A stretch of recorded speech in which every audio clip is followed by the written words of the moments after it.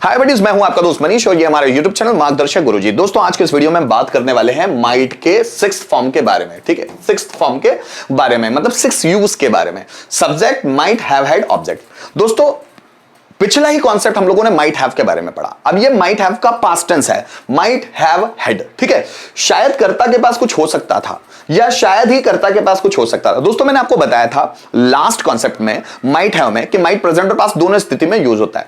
जब हम शायद इस्तेमाल करते हैं तो था लगता है, शायद इस्तेमाल करते हैं तो है लगता है, लेकिन ये माइट हैव का भी पास्ट टेंस है, इसलिए शायद ही में भी था ही लगता है। मतलब पॉसिबिलिटी को दर्शाना हो पास्ट में या कम पॉसिबिलिटी को दर्शाना हो तो भी हमारे पास एक ही स्ट्रक्चर है, माइट हैव हैड। शायद राम के पास डिग्री हो सकती थी या शायद ही राम के पास डिग्री हो सकती थी। ये दोनों सेंटेंस के लिए इंग्लिश लैंग्वेज के पास एक ही सेंटेंस है, एक ही स्ट्रक्चर है, माइट हैव हैड। है ना, मजबूरी है, क्या करें, इसी में चलना पड़ेगा। जैसे शायद राम के पास डिग्री हो सकती थी, so Ram might have had degree. शायद उसके पास 10,000 रुपए हो सकते थे, so he might have had 10,000 rupees. शायद उसके पास पीएम की पोस्ट हो सकती थी, so he might have had post of PM. शायद राम के पास अपॉइंटमेंट लेटर हो सकता था, so Ram might have had appointment letter, an appointment letter. शायद मोहन के पास डिप्लोमा हो सकता था, Mohan might have had diploma. शायद राम के पास इंजीनियरिंग की डिग्री हो सकती थी, so Ram might have had degree of engineering. शायद मोहन के पास कम्युनिकेशन स्किल हो सकती थी, so Mohan might have had communication skill. शायद मैं जो यूज कर रहा हूं इसकी जगह आप शायद ही भी इस्तेमाल कर दो, स्ट्रक्चर यही होगा, है ना। शायद राम के पास पैसा हो सकता था, so Ram might have had money, या फिर शायद ही राम के पास पैसा हो सकता था, so Ram might have had money. दोनों ही एक है ना, एक ही सेंटेंस बनाएंगे। तो दोस्तों अगर एक के 5 में भी बनाना है तो बना सकते हैं। जैसे अंकित के पास लाइसेंस, शायद अंकित के पास लाइसेंस हो सकता था, so Ankit might have had license. Ankit के पास लाइसेंस नहीं हो सकता था, so Ankit might not have had license. क्या अंकित के पास लाइसेंस हो सकता था, so might Ankit have had license. Ankit के पास लाइसेंस क्यों हो सकता था, so why might Ankit have had license. किसके पास लाइसेंस हो सकता था, so who might have had license. मेरे पास डिग्री हो सकती थी एमबीए की, so I might have had degree of MBA. मेरे पास एमबीए की डिग्री नहीं हो सकती थी, so I might not have had degree of MBA. क्या मेरे पास एमबीए की डिग्री हो सकती थी, so might I have had degree of MBA. मेरे पास एमबीए की डिग्री क्यों हो सकती थी, so why might I have had degree of MBA. और किसके पास एमबीए की डिग्री हो सकती थी, so who might have had degree of MBA. उसके पास 10,000 रुपए हो सकते थे शायद, so he might have had 10,000 rupees. शायद उसके पास 10,000 रुपए नहीं हो सकते थे, so he might not have had 10,000 rupees. क्या उसके पास 10,000 रुपए हो सकते थे, might he have had 10,000 rupees. उसके पास 10,000 रुपए क्यों हो सकते थे, so why might he have had 10,000 rupees. किसके पास 10,000 रुपए हो सकते थे, सो who might have had 10,000 rupees.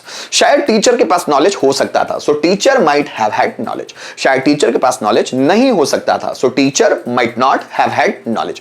क्या टीचर के पास नॉलेज हो सकता था, so might teacher have had knowledge. Teacher के पास नॉलेज क्यों हो सकता था, so why might teacher have had knowledge. Why might teacher have had knowledge. किसके पास नॉलेज हो सकता था, so who might have had knowledge. कर्मचारियों के पास एक्सपीरियंस हो सकता था, so employees might have had experience. Employees के पास एक्सपीरियंस नहीं हो सकता था, employees might not have had experience. क्या एम्प्लॉइज के पास एक्सपीरियंस हो सकता था, so might employees have had experience। employees के पास experience क्यों हो सकता था, so why might employees have had experience। और किसके पास experience हो सकता था, so who might have had experience। अब आप इसमें जैसे चाहें वैसे सेंटेंस बनाएं और अपने टंग को फ्लेक्सिबल बनाएं। जितने सेंटेंस आप बनाएंगे उतनी ही आपकी जुबान ज्यादा कैंची की धार की तरह तेज हो जाएगी। तो आप अगर चाहते हैं कि आप बेहतरीन इंग्लिश बोलें, मतलब आप जब बोलें तो लोगों का ध्यान आपकी ओर हो, तो आप स्ट्रक्चर्स कितने ज्यादा प्रैक्टिस कीजिए, नॉलेज जमा कीजिए, इंफॉर्मेशन बढ़ाइए, देन एक्सेंट, टोन, प्रोनाउंसिएशन पर काम कीजिए। जब आप बोले तो लोगों का ध्यान आपके वर्ड्स, आपके सेंटेंसेस की ओर हो जाए। ये तभी पॉसिबल है जब आपने स्ट्रक्चर्स की बहुत ज्यादा मेहनत की हो। आइए दोस्तों कुछ सेंटेंस हम लोग रिटन में भी देख लेते हैं। शायद हमारे पास सरकारी नौकरी हो सकती थी, so we might have had government job.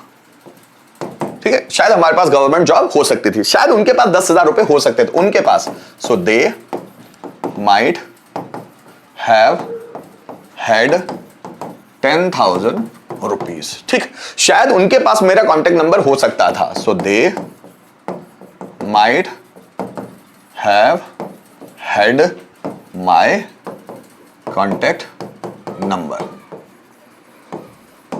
ठीक, शायद रोहित के पास एक बड़ा बंगला हो सकता था। So Rohit might have had a big bungalow, बड़ा बंगलो। ठीक है, so Rohit might have had a big bungalow. शायद मेरे पापा के पास तुम्हारी बाइक की चाबी हो सकती थी। सो मेरे पापा के पास, so my father might have had the key of your bike.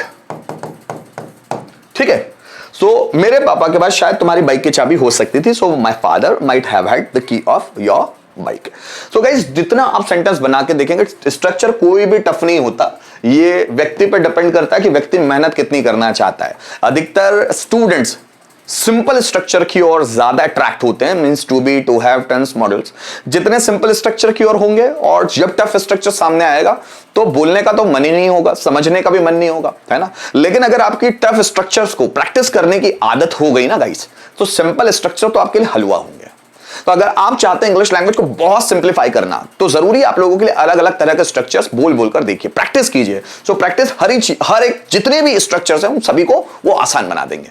तो गाइस, उम्मीद करता हूं इस वीडियो के माध्यम से जो माइट का मैं 6th यूज बता रहा था वो आपको बहुत अच्छी तरह से समझ में आ गया होगा। किसी भी तरह का प्रॉब्लम है तो वीडियो को रिपीट करके देखिए। इसके अलावा भी कोई प्रॉब्लम है तो मुझे कमेंट जरूर कीजिएगा। मैं बिल्कुल आपसे रिक्वेस्ट नहीं करूंगा कि वीडियो को लाइक करें, शेयर करें, सब्सक्राइब करें। बिल्कुल इस फालतू काम को ना करें, सिर्फ ध्यान दे अपने नॉलेज के बढ़ाने में। वीडियो को देखिए जरूर, आप देख लेंगे काम की चीज है, बाकी छोड़िए, बाकी सब चीजें बेकार है। Thank you so much video में एंड तक बने रहने के लिए।